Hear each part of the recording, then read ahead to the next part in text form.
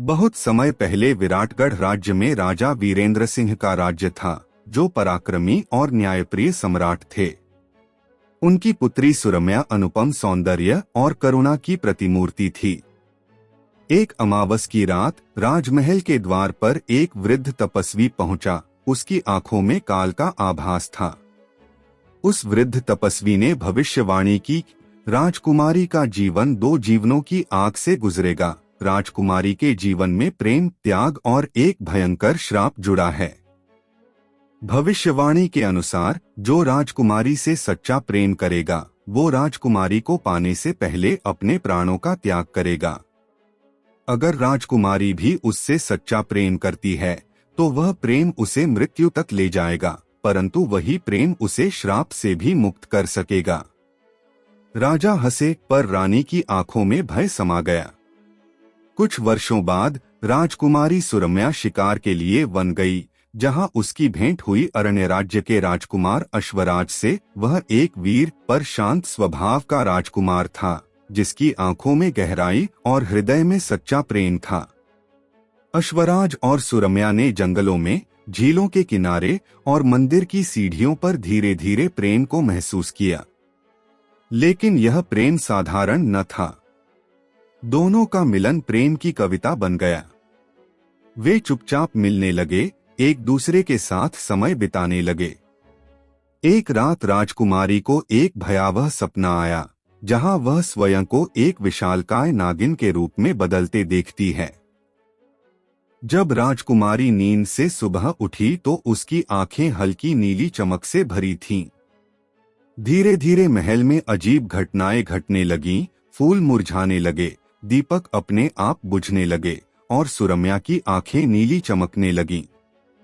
तब एक वृद्ध रजकिनी ने बताया कि यह एक प्राचीन श्राप है, जो उसके पूर्वजों द्वारा किए गए अन्याय का फल है।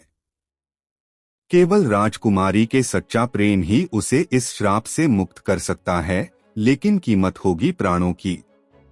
अगर सुरम्या का सच्चा प्रेम उसके लिए अपने प्राणों का बलिदान नहीं देगा, तो सुरम्या नागिन बनकर अनंतकाल तक जंगलों में भटकेगी। जब अश्वराज को यह बात पता चली तो उसने मुस्कुराकर कहा, अगर मेरा प्रेम सच्चा है तो मैं प्राण देकर उसे मुक्त करूंगा, पर वो यह नहीं जानेगी।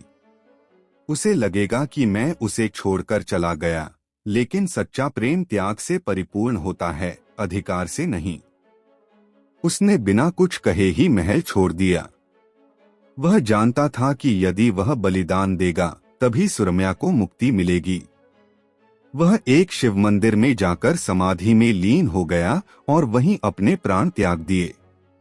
अश्वराज के अचानक महल से चले जाने पर सुरम्या पागल सी हो गई। राजकुमारी ने राजमहल छोड़ दिया, जंगल में उसका पता लगाने निकली। महीनों बीत गए। एक दिन एक शिव मंदिर में राजकुमारी ने देखा अश्वराज की समाधि, और पास ही पत्थर पर लिखा था, प्रेम वह नहीं जो साथ जीने की जिद करे, प्रेम वह है जो अपने प्राण देकर किसी को शाप से मुक्त करे। राजकुमारी ने समाधि और लिखावट देखकर सब समझ गई। उस क्षण सुरम्या जमीन पर गिर पड़ी और नागिन का रूप आने लगा। परंतु तभी समाधि से दिव्य प्रकाश निकला और एक तेज हवा के साथ श्राप टूट गया। उसी क्षण सुरम्या ने भी अपने प्राण त्याग दिए। वर्षों बाद कहते हैं कि उसी दिन विराटगढ़ के ही पास एक नवजात शिशु ने जन्म लिया, जिसकी आंखें नीली थीं और माथे पर चंद्र चिन्ह था। वही थी पुनर्जन्मी सुरम्या।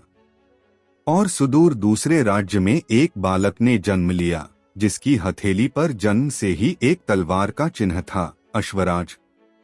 एक राजकुमार और एक राजकुमारी के रूप में अलग अलग राज्य में दोनों ने जन्म लिया। वर्षों बाद जब वे बड़े हुए तो वे दोनों पुनः मिले। दोनों जैसे जैसे बड़े हुए, उन्हें एक दूसरे से विशेष आकर्षण महसूस हुआ। पुनर्जन्म की स्मृतियां धीरे धीरे उभरने लगीं। इस बार प्रेम के रास्ते में कोई श्राप नहीं था। एक दिन एक साधु ने उन्हें बताया कि उनका मिलन केवल प्रेम नहीं, बल्कि राज्य को एक प्राचीन पाप से मुक्त करने के लिए है।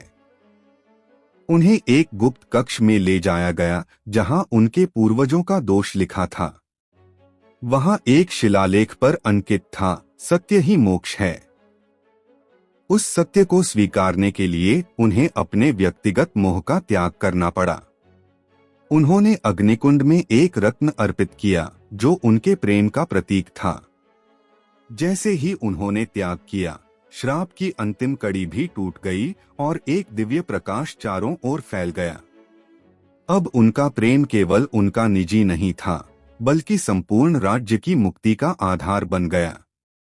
राज्य में फिर से सुख, शांति और प्रेम का राज कायम हुआ। सच्चा प्रेम वही है जो त्याग से परिपूर्ण हो, जो केवल पाने का नहीं बल्कि देने का साहस रखता हो। ऐसा प्रेम मृत्यु को भी पराजित कर सकता है। प्रेम जब स्वार्थ रहित त्याग बन जाए तो वह काल, जन्म और मृत्यु की सीमाओं को भी पार कर जाता है। हमारी यह कहानी आपको कैसी लगी?